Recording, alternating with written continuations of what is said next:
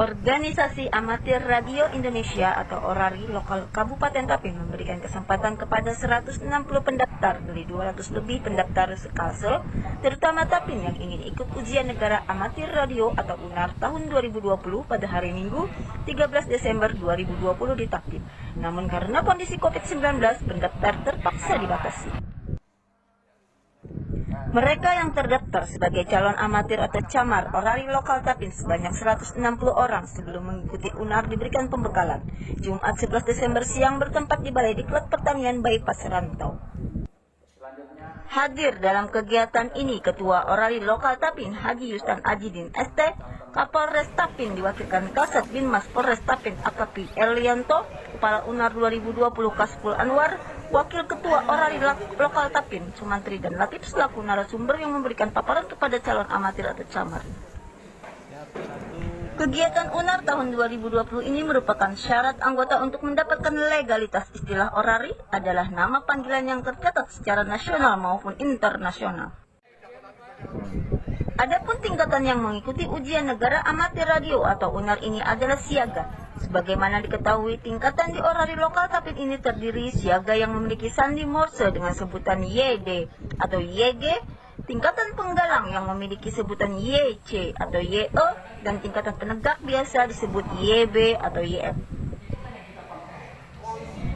Ujian negara amatir radio atau UNAR dilaksanakan menggunakan chat sistem ujian online yang dipantau pengawas langsung oleh Kementerian Komunikasi dan Informatika Pusat melalui basis komputer.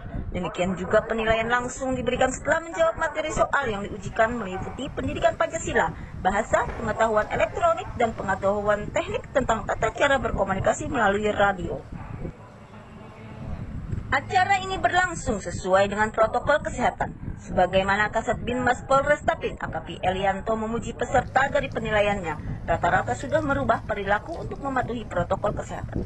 Dan patut menjadi contoh, untuk itu jangan kendor dalam mematuhi protokol kesehatan ini. Mari sama-sama menggalakkan 3M, ada keluarga dan saudara hingga teman.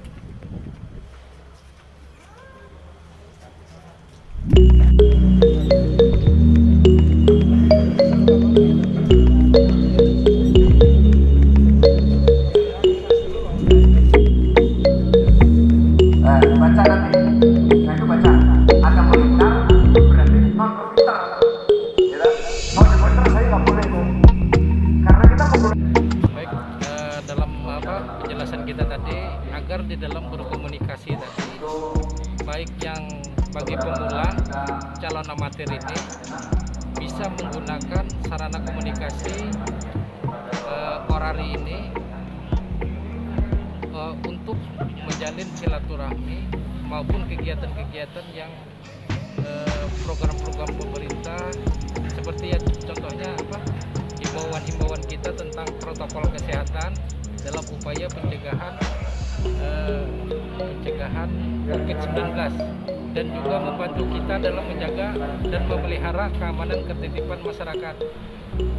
Dan juga di sini penekanan kita juga dalam berkomunikasi.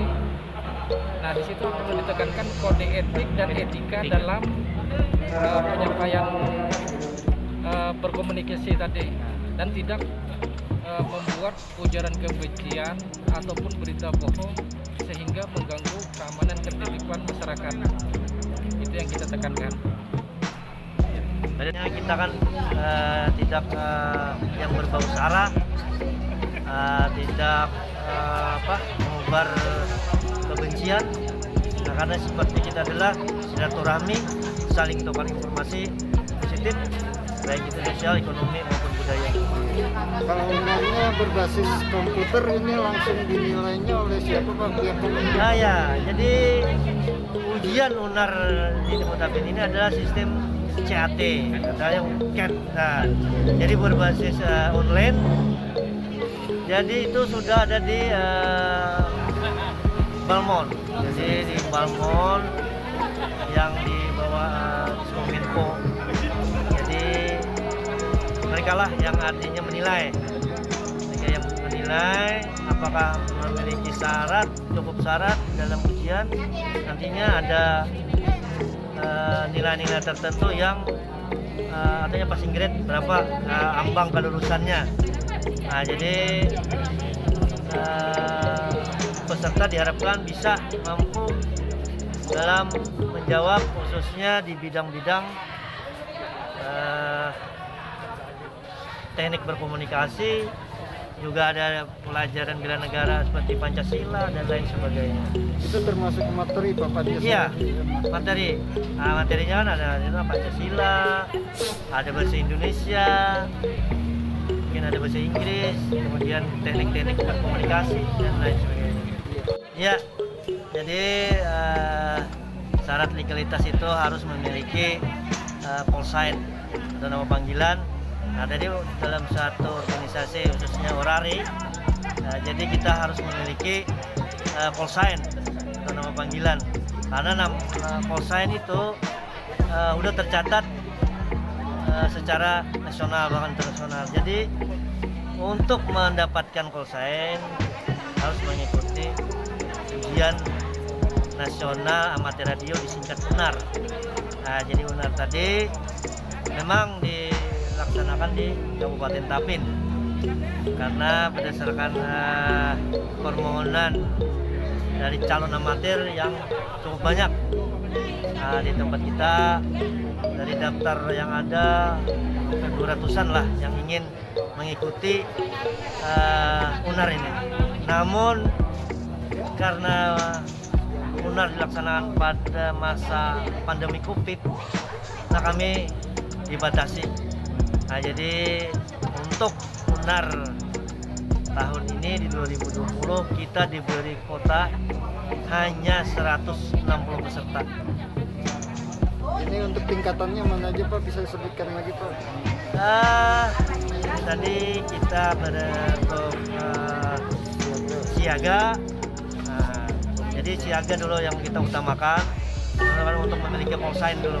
Nah, jadi ini yang kita